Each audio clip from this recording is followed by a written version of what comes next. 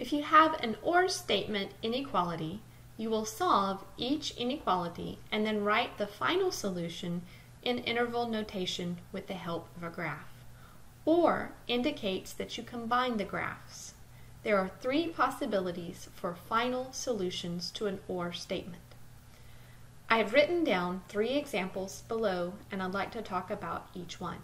The first one, we have x is greater than -3 or x is less than or equal 5. Notice that these two inequalities have already been solved. So really what I'd like to talk about is after you have solved and you've gotten x by itself, how do you write your answer? First, graph each piece of your OR statement. So we would have -3 to the left of 0. We would have 5 to the right of 0.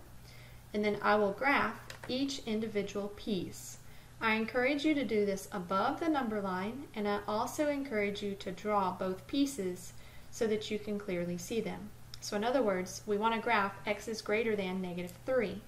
So I would start by saying I know there would be a parenthesis above the -3 because it's not included, and then I would be going to the right of that particular value. So there's the graph of x is greater than -3.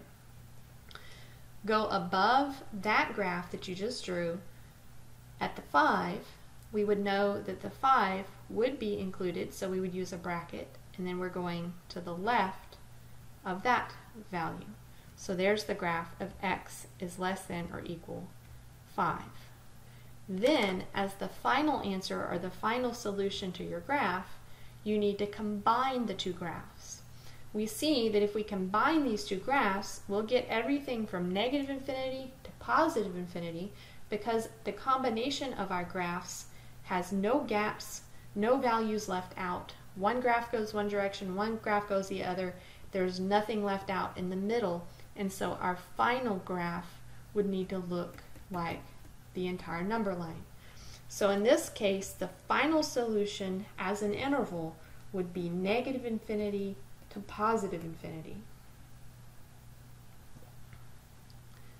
Looking at our second example is x is less than 2 or x is less than -1.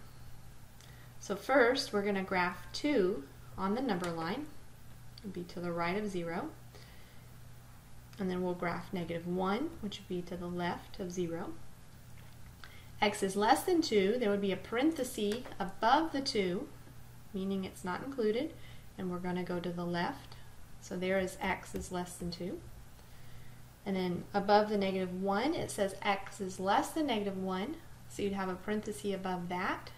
Go to the left. There's x is less than -1. And then OR means that you combine the two graphs.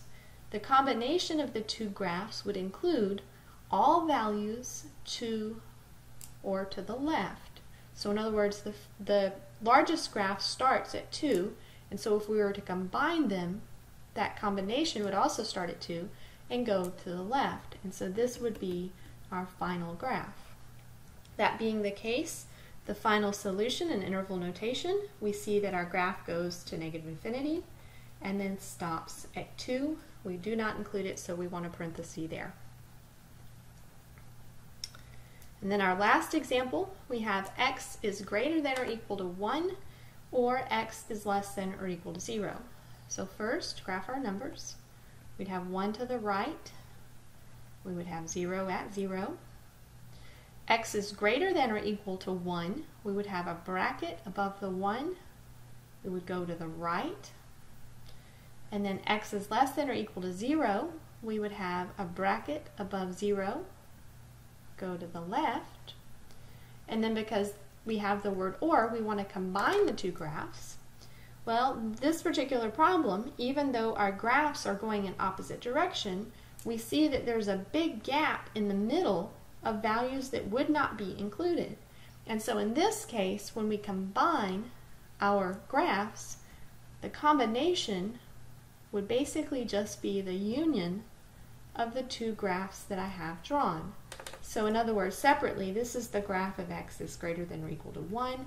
This is the graph of x is less than or equal to 0, but if we combine them and we write the final result in red, then this would be our final graph.